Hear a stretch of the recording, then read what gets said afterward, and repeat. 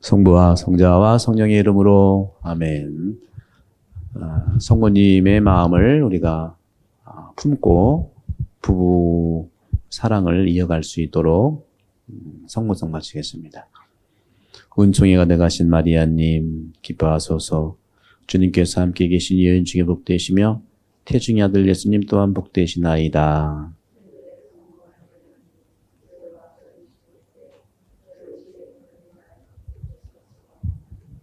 성부와 성자와 성령의 이름으로 아멘. 네, 안녕하세요. 오늘은 우리 사랑의 기쁨 우리 교황님 후속 권고예요. 세계 주교 대연 수석 권고 여기 86쪽부터 89쪽까지 하는데 주제가 뭐냐면 여기다 좀 써볼게요. 주제는 두 개입니다. 우리가 흔히 많이 알고 있는 두 개.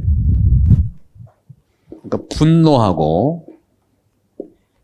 분노의 반대 감정이 뭘까요? 사랑이에요? 분노의 반대 감정은 뭘까? 이거부터 우리가 좀 정리가 돼야지 내 감정도 파악을 좀 하면서 해야 되는데, 여러분 화날 때 있었죠? 부부지간에 화난 적이, 저도 화난 적이 많으니까 여러분들이 우리 공동체가 내가 있고 여러분들이 나 같은 인간관계 속에서 그렇죠? 그러면 분노가 있을 때 언제 좀 이렇게 좀 내려가는 것 같아요? 어떤 감정이 상대방 왔을 때? 온유함? 네. 기쁨. 좀 구체적인 걸로 하면 분노의 반대 감정은 용서예요. 용서. 근데 용서를 참 하기가 쉽지 않지. 오늘 그래서 이 두 가지를 좀 다룰 텐데, 이 두 가지 중에서 이 분노는 다른 분야에서도 많이 한 것도 있어서 간단하게 이제 교황님의 이 가르침에 대해서 하고, 집중적으로 한번 용서에 대한 걸 한번 해봅시다. 용서가 참 어렵다고 얘기하네, 빵빵. 용서가 참 어려워요, 그죠? 용서. 그리고 이 부분을 좀 보시면, 저희 사랑의 기쁨이라는 책 86쪽이고 104방입니다. 104방에 보면 간단하게 이제 말씀을 해볼게요. 요 제목은 뭐냐면은, 지난번에 말씀드린 대로, 사랑의 성가, 바오로 사도의 이야기 중에 하나씩 이제 훑어가고 있는데, 사랑은 성을 내지 않고 앙심을 품지 않습니다. 그러니까 화도 화고 성도 성이지만 앙심을 품지 않는다는 거. 앙심이 또 다른 말로 뭐죠? 적개심을 품지 않는다. 여러분 적개심, 앙심 이런 경험들도 있긴 있죠, 그죠? 네. 그래서 요 문헌에 보면은 104방에 바오로의 이런 사랑의 찬가의 첫 부분에 나오는 표현인데, 다른 사람의 약점, 잘못, 여기에 대해서 즉각적으로 또 엄격하게 반응하지 않는 이 인내가 필요하다는 거. 참 쉽지 않아요, 그죠? 그래서 저는 이 부분을 보시면, 우리가 이제 인생을 살아가면서, 오늘도 제가 9시 반 미사 때 강론 때 그런 말씀을 드렸는데, 우리가 신앙 생활을 한다는 거, 그러니까 종교 생활을 한다는 거, 가장 기본적인 것은 뭐든지 균형이 잡혀야 될 텐데, 그런 부분들을 내가 이제 균형이 약간 흔들리는 걸 볼 수, 여러분들 평균 때 올라가서 균형 잡기는 잘 하잖아요. 그죠? 그러니까 이쪽 그러면 이쪽 틀고. 근데 우리 마음도 그렇고 인간관계도 알지만 균형 잡는 그런 훈련을 좀 하면은 훨씬 더 바로 그러니까 맞고 틀리는 문제가 아니고요. 그런 부분에서 보면. 그래서 저는 어떤 또 통찰을 좀 해보냐면, 모든 그 종교도, 특히 불교하고 천주교가 많이 이 공통점이 많아요. 물론 다른 색깔도 있지만, 그래서 기본적으로 이제 불교 도노하고 점수를 얘기를 하죠. 이게 이제 그 종교 생활하는 데 있어서의 이제 영성 생활 내지는 신앙 생활 이 도노는 어떻게 얘기할 수 있냐면 돈오, 깨닫는 걸 얘기해요. 깨닫는 거. 깨달음. 점수는 말 그대로 점점 수양한다는 거예요. 점점 수양한다. 점수. 이거 뭐 성적 100점, 200점 이게 점수가 아니고 점점 수양한다. 이거 깨달으면 실천을 얘기하는 거예요. 깨달아야 실천할 거 아닙니까? 그죠? 또 실천하다가 깨달을 수도 있어. 근데 참 그건 쉽지 않아요. 예. 그래서 이 깨달음의 부분과 실천 부분이 잘 만나야 되는데 우리 그리스도교에서는 제가 볼 때는 그리스도교는 바오로는 바오로 사도 깨달음의 대가야. 깨달음의 대가. 그러니까 여러분들 우리가 매일 미사 오고 주일 미사 할 때 대개는 일독서가 바오로 서간 그리고 뭐 구약도 있긴 있지만 주일 복음은 두 번째 이독서가 대개 서간을 많이 바오로 사도 서간이라든가 물론 사도행전도 나오지만 서간이 많아요. 바오로는 철저하게 깨달음의 삶을 이야기한 분이에요. 깨닫는 건 뭐예요? 영적이라는 거예요. 영성적이라는 거예요. 영성적.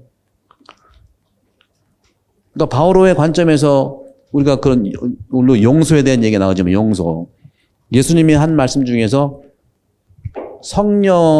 성령께 죄를 지으면 용서받지 못한다고 그랬죠? 그죠?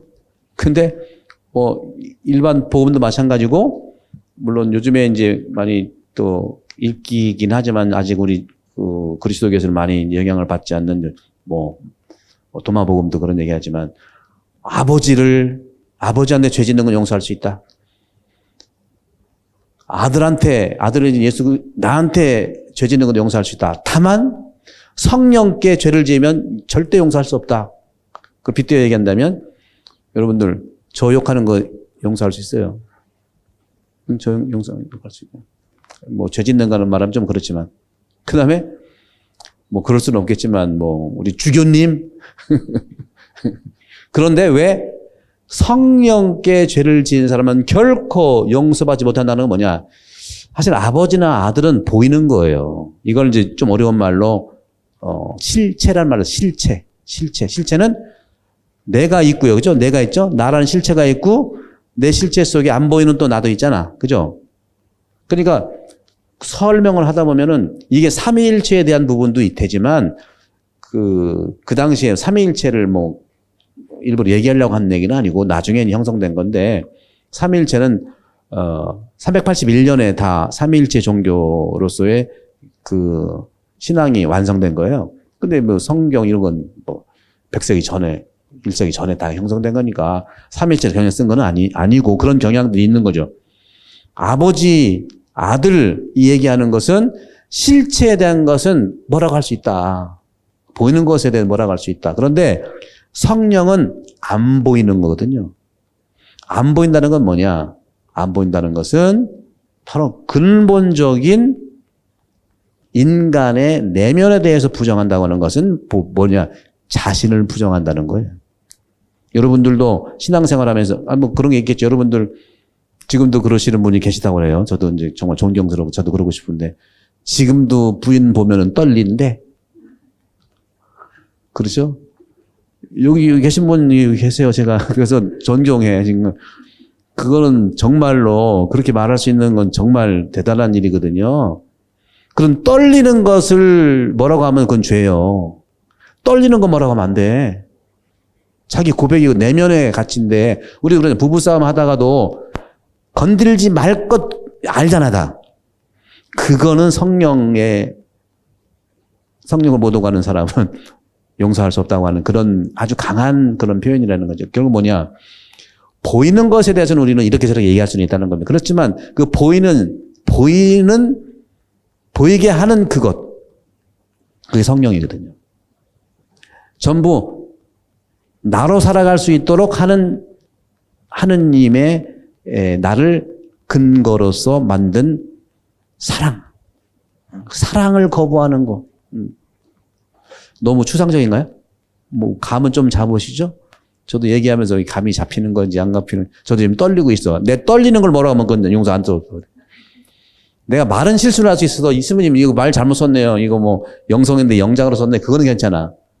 근데 그런 중심에서 우리는 그래서 깨달음의 책을 보려면 여러분들 바오로서관 전체를 보시면, 그러니까 여러분 하나하나를 이해하려고 하는 것도 중요하지만 저도 하나하나 이해 다 못해요. 여러분들 어떻게 지금 아침에 일어나서 밥 먹고 뭐 해야 되는데 어떻게 하나하나를 다 봅니까? 그렇죠? 그러나 큰 흐름을 가지고 그 시간마다 보면 그게 나한테 주는 거예요. 그래서 바오로 사도의 모든 서가는 깨달음과 믿음을 성장시켜주는 영적인 책이라는 거죠. 왜? 바오로는 역사 예수를 만난 적이 없어요.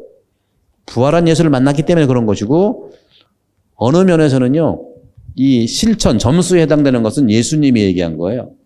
끊임없이 사랑 실천하려잖아요. 응? 배고픈 사람한테 해주는 게 나한테 해주는 거고, 서로 사랑하라고 하고, 그죠? 아주 구체적인 체리티를 얘기하는 것은 예수님이에요, 예수님. 실천가로서의 예수님, 깨달음의 대가로서의 바오로 사도. 이 두 개를 보시고 여러분들이 이제 그 용서에 대한 부분들을 좀 더 말씀을 드리고 싶은데, 그래서 여기서 말한 것 중에서 이제 파로키네타라는 이런 단어가 나온다고 합니다. 이것은 뭐냐면 외부로부터 자극을 받아서 분노가 치미는 거기에 내적 반응. 이게 분노라는 거예요. 네. 안 건들면 되는데 건드려서. 그리고 이런 부분들은 뭐 자세하게 나가면 또 한이 없으니까 이 정도로 좀 읽는 걸로 해서 좀 분노는 좀 지나가고요. 여러분들이 이제 저도 그렇고 여러분들에게 말할 수 있는 것, 그 다음에 사랑은 용서합니다. 용서의 메커니즘. 제가 많이 강의를 해봐도 예수님이 우리에게 주신 복을 부르는 마음에 제가 그걸 썼죠. 예수님이 우리에게 주신 것은 결국은 6가지라고 볼 수 있는데, 예수님은 마음이 온유하고, 그 다음에 겸손하고, 그 다음에 이 믿어주는 거잖아요. 그죠? 이게 3가지가 예수님이 우리에게 주신 마음이에요. 온유한 마음, 온유한 거예요. 그 다음에 겸손한 거예요. 그 다음에 마지막에 뭐라고 했죠? 믿어주는 거. 믿어주는 게 얼마나 중요한지 몰라. 믿어준다는 것은요, 계산해가지고 체크한다는 게 아니에요. 믿어준다는 것은 마음을 열고, 그 마음의 문고리 어디 있냐? 바깥에 있는 게 내 안쪽에 있어요. 마음의 문을 내가 열어야지 남이 열어줄 수가 없어요. 믿음은 내가 열고, 열기만 하면 이거 손해가 엄청 나는 것 같아. 근데도 내가 열면 믿음, 신뢰가 생긴다는 거죠. 그래서 이 3가지를 얘기하고, 그 다음에 이제 용서, 그 다음에 사랑. 그렇죠? 온유한 마음, 겸손한 마음, 믿어주는 마음, 용서하는 마음, 사랑하는 마음. 사랑도 여러 가지예요. 사랑해요. 희생도 사랑이 있고요. 섬김도 사랑이고요. 자비도 사랑이고요. 이게 복잡해요, 여러분들. 그냥 사랑이라고 해서 자기식의 사랑을 좀 내려놓으라는 거죠. 예수님이 얘기한 이 사랑에 대한 것들을 좀 분류해서 이 구체적인 이것 중에 제가 이제 그렇게 돼서 말씀드렸죠. 온유하고 겸손하고 신뢰하고 용서하고 그다음에 뭐라고 했죠? 사랑도 굉장히 많다고 그랬죠. 용서도 굉장히 많아요. 참 인간 사는 게 왜 이렇게 복잡한지 몰라.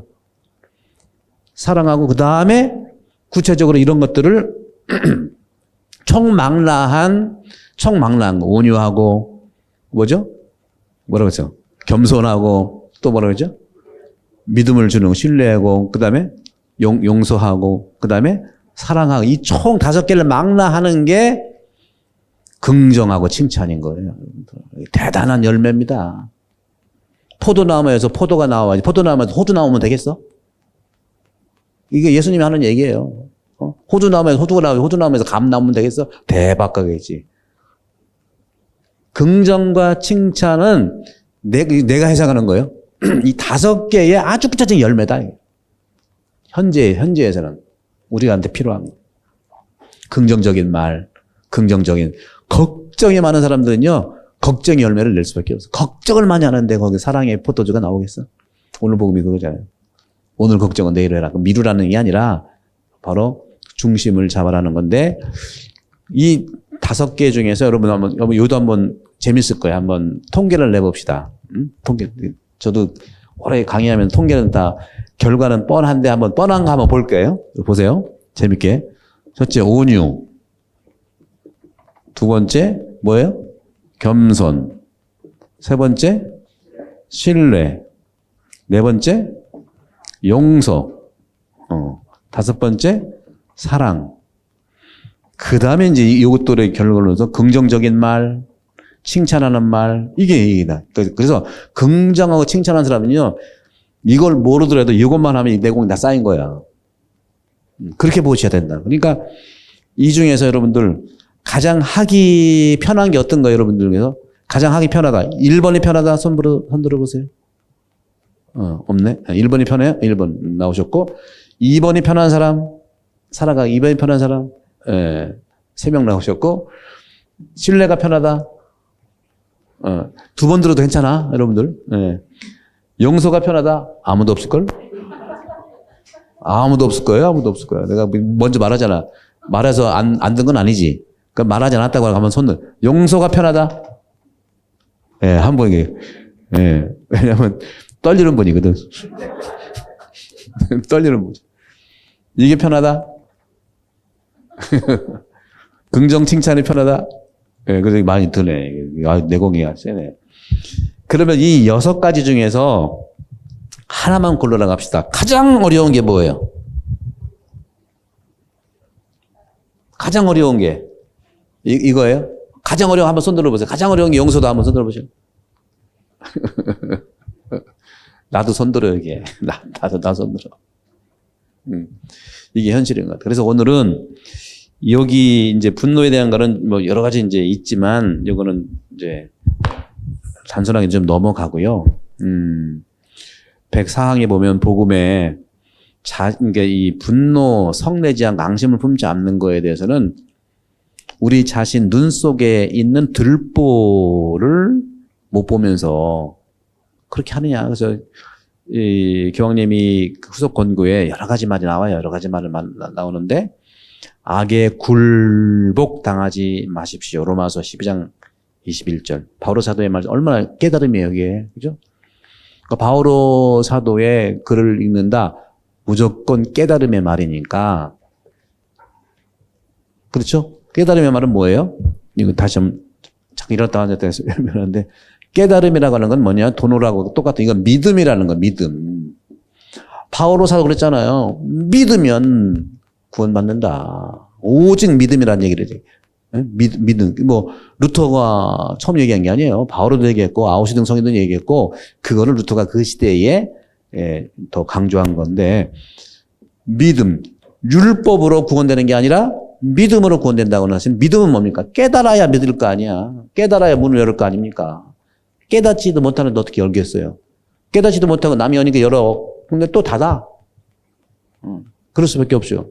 그래서 이 믿음과 깨달음이라고 하는 것이 바로 그래서 믿음의 책이 바로 바오로 당연히 바오로는 유대인이고 영적인 가치를 추구하는 분이죠.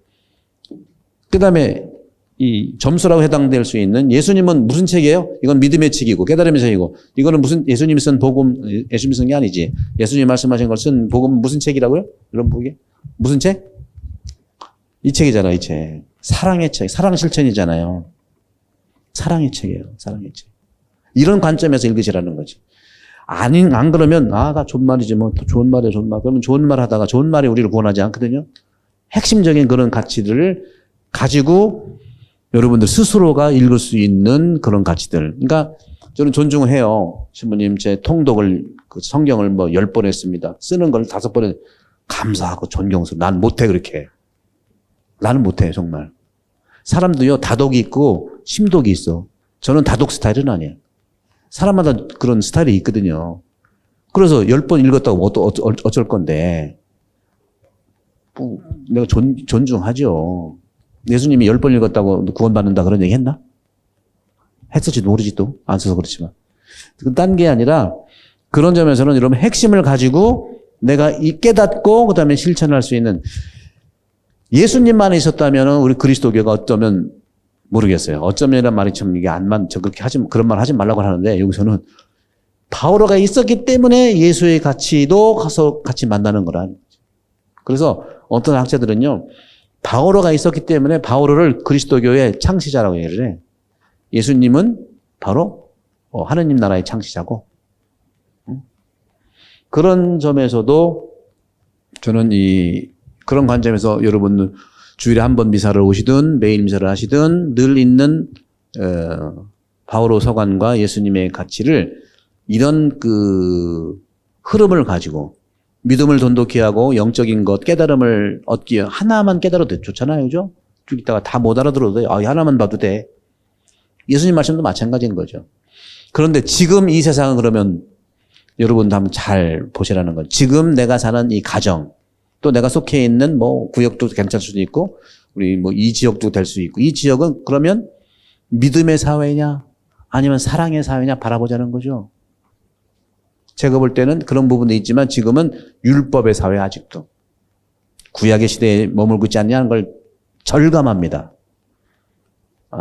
판단하는 게 아니라 아직도 우리는 구약의 율법의 시대도 정말 만날 수 있는 이런 가치를 살아가고 있느냐. 뭐냐? 법. 바울서는 분명히 했어요. 율법으로 구원받지 못한다. 그렇죠? 그 율법이라는 게 뭐예요? 법은 필요해요. 법은 필요해. 근데 한국 사람들은요, 바오로 사도랑 맥을 같이 해. 그 문화라든가 사상들이. 바오로 사도 같은 경우는 바로 율법을 무시하는 게 아니에요. 여러분들, 도로교통법 무시했다가는 뭐가 나와? 벌금만 나와요, 여러분들. 특히 롱홀리데이 때는 몇 배야? 더블? 근데 벌금 안 나오려면 어떻게 해야 돼? 법을 지켜야 돼요? 근데 좀 이상한 말 같지만 벌금 안 나오려면 도로교통법이 없어야지. 이상합니까? 그러면 벌금 안 나오려면 뭐가 없어야 돼? 도로교통법도 없어야 되고 그다음 뭐가 없어야 돼? 차도 없어야지. 그런데 우리가 살아가는 이 세상은 인간의 이기와 유익을 위해서 다 만들어 놓고 우리가 또 법을 만들었다는 거예요. 이걸 뛰어넘으라고 하는 것이 바로 바오로입니다. 바오로 사상 아주 간단한 거예요. 너무 어렵게 얘기해요. 우리가 필요해서 만들었는데 그 법을 지킴으로써 구원도 바탕이 받지만 아니 여러분 보세요. 법이라는 게 어떤 거예요? 가다가 저도 여기 와가지고 3년째 벌금 내본 적이 별로 없어. 근데 여기서 커밍아웃을 할까? 한 번 딱 걸려가지고 400불을 냈는데 그것도 언제? 제가 밤에 테니스 치러 가다가 그 테니스 비싼 운동 됐어요. 근데 그 걸리는 기준이 뭐냐고. 파란불에서 빨간불 직접 안 넘어가잖아. 그죠? 그 노란불로 넘어가는데 그게 언제 걸리는 거야? 그때 다르죠, 뭘. 이 지역에서 시간 다르고 저 지역 다를 수 있잖아요. 자, 말씀 맞다고 맞아요? 약간 차이는 시간은 지역마다 차이나. 그렇죠. 그러니까 그 말인데 그죠? 더 디테일하게 말씀. 횡단보도의 길이에 따라서 노란불이 달라진다는 거 그죠? 근데 나같이 잘 모르는 사람은 알아. 어디서는 그 루틴을 갔는데 너는 그 루틴이니까 딱 걸린 거예요. 제가 말씀드리는 건 뭐냐면은 기계가 하는 거는 그래도 일정할 수 있다고 하는데 기계가 없을 때는 사람이 잡거든요. 그러면 뭐예요? 곧대로 해서 법대로 하는 사람이 있고 아니면 조금 이렇게 봐줘서 하는 사람이 있고 바로 구약 시대 때 곧대로 해서 사람을 이렇게 올감에 맨 사람들이 바리새라는 거예요. 율법학자라는 겁니다. 예. 지금도 우리는 그런 점에서는 법이 나를 해방할 수 있느냐 하는 관점에서 그럼 뭐예요? 바오로가 얘기하는 건 뭐예요? 율법을 뛰어넘어라 그래. 근데 한국 분들은 율법을 너무 잘 뛰어넘어. 어떤 걸로? 부정적인 걸로. 1시간에 20불 주라고 하면 20불 줘야 되는데 또 주일에는 또 토요일에는 1.5배 주라는데 안 주는 경향이 있는 것 같아. 법을 뛰어넘지. 그죠? 이런 걸 얘기하는 거죠. 그러니까 인간이 살아가는 데 있어서 필요는 한데 인간이 살아가는 데 만들어 놓은 그 법을 또 부정적으로 하면서 이런 특히 이렇게 우리 본당같이 큰 본당은요 자세한 법들이 있어야 되는데 자세한 법들이 있어서 살아가는데 법이 없어, 우리는. 많이 없어. 많이 있긴 있지만 많이 없어. 그리고 어떻게 보면은 좋은 그런 봉사를 하는 그런 그룹인데 법이 내가 볼 때는 악법이야. 예를 들어서 이 단체에서 5번 나오면 탈퇴다, 뭐 이렇게. 안 나오면 탈퇴다, 뭐 이런 식으로. 예를 드는 거 그런 게 아니에요. 예를 드는 거예요. 그래서 그거를 내가 좀 정리해서 해야 되는데, 그러면 법이 있으려면 복음적으로 정확하게 있어서 실행법을 살 수 있도록 하든지, 아니면 전혀 법이 없어가지고 법 없이도 사는 요셉같이 살든지. 그럴 수는 없잖아요. 그래서 이 그리스도교는 바오로 사도의 이 모든 서간들은 대부분 모든 우리 구원의 주제에 대한 영적 깨달음을 얘기하는 겁니다. 그리고 예수님은 모든 말씀을 하셨지만 마르코라든가 마테오, 뭐 루카, 요한 각각 다른 사람들의 그 시선에서 예수를 만난 걸 쓴 것이 복음서라는, 여기서는 공통적으로 사랑 실천을 얘기하는 것이죠. 그래서 저는 그런 점에서는 제가 이제 이렇게 하느님께 사랑을 받고 은혜를 받아서 이렇게 공부의 기회를 갖고 이렇게 가르치는 또 나누는 시간을 갖는 은혜로 없는데, 어느 때 보면은 내가 이거 괜히 헛소리 하는 거 아닌가 하는 생각도 들어요. 나에 대해서도 이거 자유롭지 않은 부분들이 있는데, 우리 교우들은 얼마나 어렵고 지금까지 모르고도 잘 살아왔는데 알아서 괜히 내가 십자가를 더 지게 하는 거 아닌가, 아주 그런 생각을 많이 해요. 그래도 뭐예요? 자기가 배운 대로 하는 거 아니야? 그래도 여러분들을 만나면서 제가 예수님 말씀과 하느님 말씀이 아주 그 음식으로 치면 아주 푹 익은 김치가 돼가는 것 같아. 그 여러분들이 그렇게 얘기하면 또 내가 나를 또 얘기 안 해. 내 맛에 그렇다는 얘기죠. 그런 점에서 저는 이제 보면은 한국 교회도 그렇고 우리 신앙생활이 확실히 한국 사람들은 법에 대해서 좀 거시기 합니다. 잘 지키는 것은 어쨌거나 서양 사람들 잘 지켜요. 왜? 법으로 세운 나라이기 때문에. 한국은 법으로 세운 나라라기보다는 사람의 가치, 사람 중심으로 살아요. 예수님이 하는 말씀은 똑같은 부분이 많아요. 안식일이 사람을 위해서 있는 것이지, 그렇게 얘기하면 똑같아요.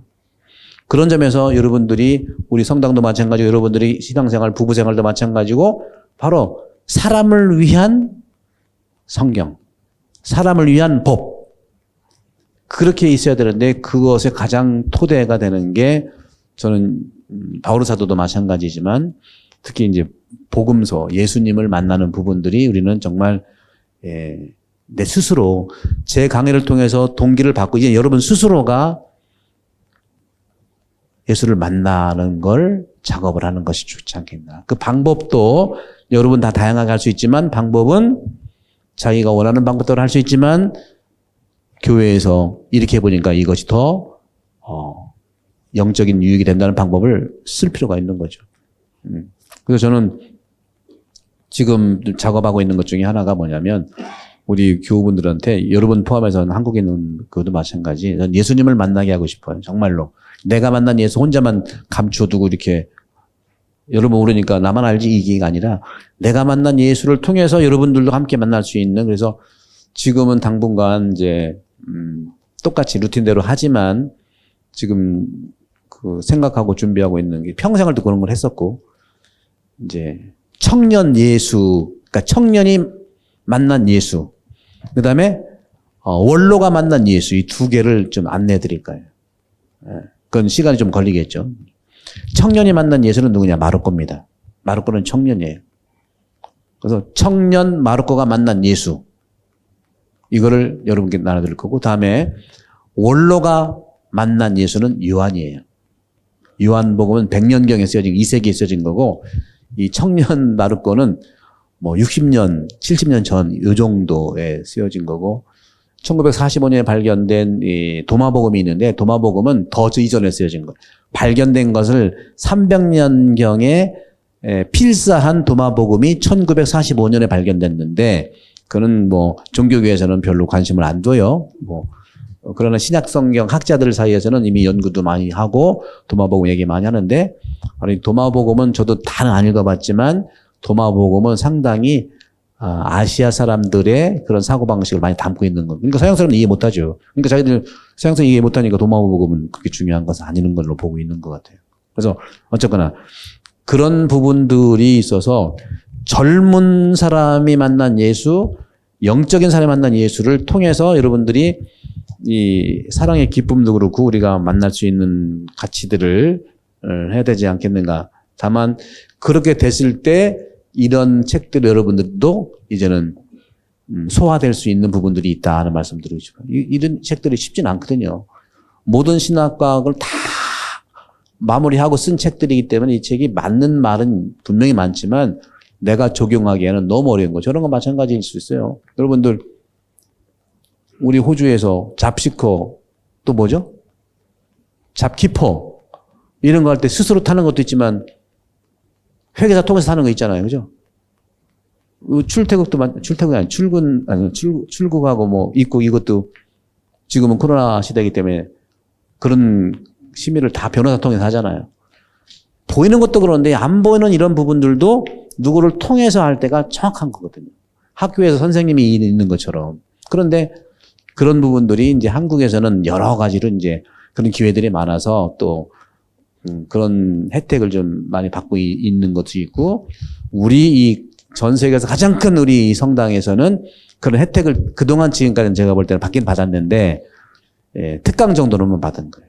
듣는 거 정도로만 받은 거죠. 1년에 2번 정도. 그죠? 사순 특강, 그 다음에 대림 특강 2번. 그리고 아름다운 소리, 정말 양식된 소리 듣고 그분은 가시고, 그러면 또 우리 대로 살고. 그런 점에서 이제는 여러분들이 이런 것도 저도 이제 올해까지만 하고 안 할 겁니다. 왜? 나만 계속 옳은 소리 하면 나만 더 똘똘해져. 이런 거를 왜 내가 하냔 말이야. 그렇잖아요. 지금도 안 보고 다 하잖아. 다 있으니까 그냥. 근데 이런 것들이 사실 여러분들이 조금씩 이제는 여러분들이 뭐 여러 가지 단계가 뭐 있든 없든 간에 시작하는 게 중요하다. 그러나 오늘도 제가 강론 때 말씀드렸지만 개론은요 원로한테 배우는 거예요. 본래 원로한테. 그리고 최신의 학문은 금방 박사에 받은 사람한테 배우는 거거든요. 근데 한국은 지금은 많이 그렇게 되는 것 같지만 옛날에 많이 거꾸로 개론은 지금 금방 박사에 받은 초년생 교수한테 개론 가르치고 철학 개론 무슨 개론 다 개론 가르치고. 개론이라는 것은 수많은 산전수전 공방전까지 다 아는 분들이 그렇게 해서 흐름을 가지고 이렇게 얘기하는 거라는. 그래서 제가 아까도 말씀드린 것처럼 개론은요 성령의 감도를 받아가지고 성령께 인도하는 건 똑같다. 그럼 성령은 뭐냐? 성령은 여러분들 어디 갈 때 뭐 산에 간다든지 어디 지역 그렇게 여행을 갈 때 뭐 가져가세요? 지금은 안 가, 옛날에 저 롤마실 때 항상 가져가는 게 있어. 지도예요. 지도가 성령이에요. 지금은 지도가 내비게이션이지. 내비가 가라는 대로 가잖아. 성령께서 이끌리는 대로 가는 게 바로 그런 거거든요. 그러니까 여러분들도 지도도 인생의 지도도 여러 가지가 있지만 예수님이 가장 중심에 있고 그다음에 이런 책들이 있는데 요것은 요 정도로 해서 이제 기회가 되면 103쪽 104항은 읽어보시고 이제 한 20분 정도 이렇게 여러분들 용서에 대한 얘기를 하고 싶은데 여기 이제 105쪽에 있는 105항에 사랑은 용서합니다. 여기서 나쁜 감정이 우리 마음을 파고들도록 한다면 아까 말씀드린 분노의 반대 감정이 용서인데 용서를 분노를 하면 용서 못해요. 할 수가 없어. 근데 용서의 메커니즘도 아주 이게 참 어렵죠. 그래서 안가품하다. 그리스 말로 로키제 타이 토 카콘이라는 말이 있는데 이 말은 뭐냐면 사랑은 용서합니다에서 그 분노가 자리 잡는 건데 이것은 뭐를 얘기하냐면 앙심, 분노가 자리 잡는다는 것은 악을 마음에 새긴다는 거예요. 악심을 품는다. 적개심을 품는단 말을 하잖아요. 그죠? 앙심을 품는다. 안가품을 한다. 그런 의미인데 그 반대말은 바로 용서라는 거예요. 그 반대말이. 안가품하고자 하는 반대말 용서한다는 건데 또 긍정적인 태도를 바탕으로 한 아까 그래서 맨 마지막을 제가 예수님의 이 마음 중에 6가지 긍정적인 마음 이것이 이제 결론이라는 말씀을 드리고 싶은 거죠. 긍정적이라서 아무 때나 예스 그거는 좀 쉽지 않고 그런 점에서 루카복음 23장 34절에도 예수님께서 아버지 저들을 용서해 주십시오. 저들은 자기들이 무슨 일을 하는지 모릅니다. 그 우리는 보통 예수님이가 용서했겠지. 예. 그러면 평소에 용서가 안 될 것 같아. 107쪽에 보시면, 여기 보시면, 우리는 계속해서 더욱더 많은 잘못을 찾아내려 하고 더 큰 악을 상상하며 온갖 나쁜 의도를 꾸며내어 안갚음하려는 마음이 매우 깊어지게 합니다. 근데 제가 볼 때 우리 교우들이 어느 누구도 이런 마음을 가진 분이 없어요. 안갚음하려고 품고 계획하고 그런 분은 없어요. 나도 모르게 그렇게 되는 거지. 그 나도 모른다는 것이 어떤 상처라든가 어떤 경험이 있다는 건 그 경험을 봐야 돼. 따라서 배우자의 어떤 실수나 과오가 사랑의 유대와 가정의 안정에 해가 될 수 있다는 거죠. 문제는 사람들이 때때로 모든 것을 동일 잣대로 재려가는 거. 아까 그죠? 노란불이 다 똑같은 시간을 걸리는 거 아니에요? 아까 마르코 씨가 얘기한 대로 그 돈 터는 시간에 따라서 노란불이 이렇게 바뀌고 한다는 거. 다 똑같은 게 아니잖아요. 그죠? 인생의 삶도 마찬가지예요. 따라서 다른 사람의 모든 잘못에 대해 지나치게 반응하는 위험을 우리가 좀 초래할 수 있다. 지나치게 하는 사람들이 있긴 있어요. 그거는 이제 본인은 안 한다고 하는데 남들은 다 알아. 그죠? 그런 부분. 우리의 권리가 존중받기 바라는 정당한 욕구는 우리 존엄의 현명한 수호보다는 오히려 복수에 대한 끊임없는 집요한 갈증으로 변하게 할 수 있다. 106쪽에 이제 이런 여러 가지 가정의 일치에 대한 얘기를 여러 가지 하는데 여기서 보게 되면 이기심, 불화, 긴장, 갈등 이것이 얼마나 심하게 가정의 일치를 침해하고 때때로 치명적으로 상처를 입히는지를 모르는 가정이 있다는 거죠. 이것이 이제 아까 말했던 성령을 모독하는 죄. 안 보이는 것은 건드리면 안 되거든요. 보이는 것은 뭐 그럴 수 있어요. 면도하다가 그 제자리에 놔야면 좋겠네. 이렇게 하면 그래도 제자리에 놓으면 되는 텐데 집에서 그렇게 배웠어? 그 안 보이는 거에 대한 얘기를 하잖아요. 우리는 안 보이는 거에 대해서는 정말 조심해야 돼요. 분명히 그랬죠. 아버지하고 아들 모욕하는 것은 용서받을 수 있다. 그러나 성령께 모독하는 거 죄는 용서받을 수 없다. 안 보이는 거에 대해서는 여러분들 건들면 안 돼요. 보이는 것은 내가 현행범이니까 그렇죠? 범도 아니지만 습관의 차이지만 예를 든 거죠. 그런 부분들을 이제 볼 수 있겠죠. 그래서 가정 생활은 수없이 다양한 형태의 분열이 발생되는 거예요. 우리 본당도 마찬가지예요. 분열하려고 분열하는 사람 한 명도 없어요. 자기도 모르는 그러한 것 때문에 안 보이는 것에 대해서 자꾸 얘기하고. 그러니까 회의도 마찬가지. 지금 당장 이거 여기 회의 안건이 있으면 이 회의에 대한 거 얘기하면 되는데 이거하고 안 보이는 건 뭐예요? 한 2달 위에 있을 그걸 걱정해가지고 뭔지 얘기를 해. 환장을 해. 그럼 내가 그 정리를 해주지. 지금 요 사안만 얘기합시다. 그래서 참 회의도요 너무 회의적이야. 여러분들 가정회의 해보셨어요? 가족회의 해보셨어요? 그래도 일본 사람보다 훨씬 일본 사람은 회의는 많은데 거기는 회의하고 아무 관계없이 실행이 안 돼. 우리는 회의적이긴 한데 회의를 하면 그래도 나아지는 데가 한국이에요. 왜? ABC만 잘 이렇게 배우면 돼. 기준을 몰라서 그렇지. 자기식으로 걱정해서 막 튀어내는 거야. 중요한 회의이기도 한데 자기가 걱정되는 걸 막 미리 얘기해버려. 남들은 다 걱정 안 하거든요. 근데 그건 회의가 아니라 그건 자기 불안을 드러내는 거잖아요. 근데 그게 자기 불안인지를 몰라. 근데 그것을 우리가 좀 조심하고 혹시 내가 하는 이 얘기가 안 보이는 걸 얘기하는 것이 아닐까. 그게 바로 성령을 모독하는 좀 내가 너무 이제 적용을 많이 해서 이제 얘기하는 성령은 안 보이잖아요. 그죠? 안 보이는 성령은 뭐라고 그랬어요? 아니 앞에 뭐 흘렸으면 시민 뭐 흘렸네요.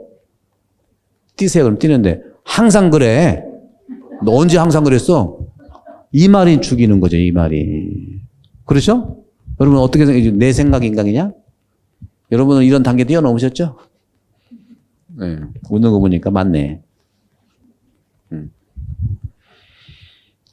백칠항에 보면은 오늘날 우리는 다른 사람을 용서할 수 있으려면 자기 자신을 이해하고 용서함으로써 자유로워지는 체험이 필요하다는 것을 알고 있다는 거죠.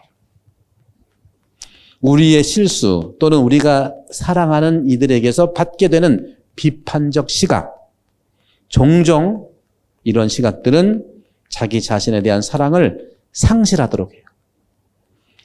그러니까 우리가 성당 안에서 뭐 그렇게 비판할 게 있어? 그죠? 모르면 물어보면 되는 거고. 그죠? 모르겠는데요? 하면 되는 거고. 그죠? 알면 있는 그대로 설명해 주면 되는 건데. 그때부터는 비판이 내가 와보면 그 말 안 해야겠다, 이제. 내가 너무 많이 알고 있어. 그래서 우리는 우리가 다른 사람들에게서 멀어지고 다른 사람들의 호의를 기피하고 그래서 대인관계를 두려워하게 한다는 겁니다. 이게 이제 트라우마가 되는 트라우마. 다른 사람을 탓하는 것은 거짓 위안이 될 뿐입니다. 내가 저 사람을 막 씹어서 내가 위로받을 것 같아요? 씹을 때는 너무 좋지. 씹는 건 껌보다 사람 씹는 게 맛있대요. 씹을 땐 좋아. 막 씹. 그 다음에 보세요. 아휴, 내가 왜 씹었지? 저도 막 하고 싶다가 딱 참어. 그러면 나중에 너무 나 기억날 거야. 아유, 말 안 하길 참 잘했다. 대개는 말해서 후회하지 말 안 한 거 후회한 적 없어. 그렇죠? 근데 그런 부분. 그래서 교회에서 2000년의 역사에서 뭐냐, 성급함이 분열의 단초가 된다는 거예요. 성급함이 오해의 단초가 된다는 것은 우리가 살아왔던 우리 선배들의 이런 유산이라고 볼 수가 있죠. 그렇다고 뭐 다 여러분 마스크 쓴 것처럼 마음 말도 하지 말 그건 아니거든요. 그래서 하고 싶은 말을 할 때는 사람이기 때문에 우리가 감정을 건들지 말도록. 내가 이게 감정을 건드릴 말인지를 자기가 몰라요. 왜? 그것도 또 원죄가 있어요. 내가 나한테 그렇게 누가 했기 때문에 그래요. 이걸 이제 좀 전문용어로 컨트롤 이슈라고 하거든요. 뭐든지 자기 손에 거치지 않으면 그런 얘기예요. 소시오패스가 있고 사이코패스가 있는데 심리학자, 인지심리학자 말에 의하면 사이코패스보다 소시오패스가 더 위험하대요. 사이코패스는 여러분 잘 알죠? 소시오패스는 뭐냐고 물어봤더니 이런 거예요. 소시오패스는 예를 들어서 집에서 아버지가 막 쓰러져가지고 응급차 불러서 병원에 갔어. 너무 급해서 그렇게 했어요. 그래서 나중에 이제 형한테 전화했어. 형, 아빠가 지금 굉장히 뭐 쓰러져 병원에 지금 무지 가는 중이야. 지금 치료 중이야. 그러니까 그 형이 뭐라고 하는 거예요? 너 왜 나한테 먼저 연락하지 않았냐? 이게 소시오패스예요. 그런 경향에서는 우리도 조금씩은 다 있을 수 있어요. 자기중심적이라는 거예요. 아, 지금 아버지가 쓰러져가지고 지금 병원에 얼른 가야 되는 것이 중요하지 왜 나한테 전화 안 했냐고 중요하다고 생각하는 이게 소시오패스예요. 사회적 관계 안에서 상당히 이런 부분들이 조금씩 있다는 거죠. 그런 점에서도 그런 사람은 왜 그러면 그렇게 생겼냐? 부모로부터 왕따당한 거예요. 다 연결되는 거죠. 그러니까 내가 자기 불안으로 인해 가지고 컨트롤해서 내가 다 이렇게 주물럭거려야 되는데 안 되니까 거기서부터 거짓말이 나타나고 핑계가 나타나고 또 심하게 나가면 이게 사기가 되고 뭐 이러는 거예요. 근데 이 사람이 처음부터 안 그랬단 말이에요. 왜 그랬냐? 부모가 그렇게 했더라고. 꼬마들은 뭐 물어보면 친절하지는 몰라. 다 대답할 수는 없지만 나도 모르는데 나중에 얘기할까 정도만 해도 해. 넌 맨날 그런 거 물어보냐? 몰라. 아주 관계 안 해주는 거. 그러니까 자기중심이 돼갈 수밖에 없죠. 왜? 내가 나를 살아야지. 저도요. 책에 다 썼으니까 하는 소리지만 제가 둘째거든요. 저도 살아남는 방법이 공부였어요. 공부하면은 부모가 뭐라고 안 하더라고. 참 안 됐지만 우리 형 저랑 2살 차이인데 우리 형이 너무 불쌍한 부분이 있어요. 다 그런 건 아닌데. 예. 그래서 그런 점에서 우리가 이제 볼 수 있는 것들이 좀 살펴볼 수 있지 않겠는가 하는 말씀을 좀 드리는 것이죠. 그런 부분들을 좀 보고 그래서 지난날을 고백하고 자신을 받아들이며 한계를 인정하며 살아가는 방법을 배우고 나아가 우리 자신을 용서해야 한다는 거. 끝으로 이제 108쪽을 보시면 108항을 보면 이렇게 말씀하고 있어요. 이 모든 것은 우리 자신이 하느님께 용서받았고 우리의 공로가 아닌 하느님의 은총으로 의롭게 되었다는 체험을 전제하고 있습니다. 이게 이제 은총론이고 의화론인데요. 이건 좀 아시면은 이게 이제 의화라고 하고 개신교는 이거를 칭의라고 하면 칭의. 이 칭의가 처음 듣는 말이지만 칭의가 의화라는 말을 더 잘 설명한. 칭은 뭐냐? 저울칭자야, 저울칭자. 의는 의로움을 얘기하죠. 나의 의로움을 저울로 재보자 그거예요. 칭의. 이것이 의화예요. 의화는 justification이라고 얘기죠. justificatio라고 하는. 의화는 바로 이것이 구원론인데 우리는 하느님의 은총으로 우리는 구원받는다 그 소리예요. 근데 하느님의 은총으로 구원을 받는데 결국은 구원받을 수 있는 내 의로움을 저울로 재서 하느님의 은총을 만나야 된다 하는 거죠. 그럼 내 은총을 잰다는 건 뭐냐? 공로냐? 아니면 자유의지냐? 두 개죠. 벨라지오라고 4세기의 좀 극단적인 그런 신학자는 우리는 하느님이 주시는 은총으로 구원받기 때문에 자유의지, 믿음만 있으면 된다. 믿음. 바오로 사도가 얘기하는 믿음으로 구원받는다. 그런 분류 관계는 있지만 또 이렇게만 바오로 사도가 얘기하는 믿음으로 구원받는다는 것은 믿음만 얘기는 하는 건 아니거든요. 믿는 것을 행위로 보여줘야 되기 때문에 천주교는 공로까지 포함을 해요. 근데 다른 데서는 이거 되게 뭐라고 그래요, 또 이거를. 근데 이거는 뭐라고 할 일이 아니고, 아까 말씀드린 대로 노란불이 켜지고 짧아지고 길어지는 것은 그 도로에 따라 다른 것처럼 그런 현실들을 이해를 할 때, 그래서 의화의 가장 기준은 공로와 믿음. 그러니까 내가 믿는 거를 실천하는 것 같이 균형 잡혀야 되는 거예요. 천주교는 균형의 종교예요. 그래서 그런 부분들을 말씀을 좀 드리면서 그래서 여기 나온 것처럼 하느님의 은총으로 의롭게 되었다는 체험을 하는데 거기에는 자기 의지와 믿음과 그 다음에 믿음에 따른 행동 야고보서도 얘기하죠. 믿음의 행동으로 구원받는 거죠. 그래서 우리 자신의 노력에 앞서는 사랑이 우리를 어루만지고 새 기회를 주고 지지해주고 힘을 실어주죠. 하느님의 사랑은 무조건적이고 자애인데 이것은 돈으로 사거나 대가를 치를 수 있는 것이 아니고 받아들이는 것, 사실을 받아들인다는 것. 심지어는 다른 사람이 나에게 잘못을 저질렀어도 우리는 모든 것을 넘어서서 사랑을 보여주고 다른 이를 용서할 수 있게 될 거라는 거. 따라서 우리 가정도 더 이상 서로를 이해하고 도와주는 힘이 되는 자리가 돼야 되겠다. 그것이 아니라 긴장이 계속되고 서로 단죄하는 곳이 되면 어렵잖아요. 그런 부분들에서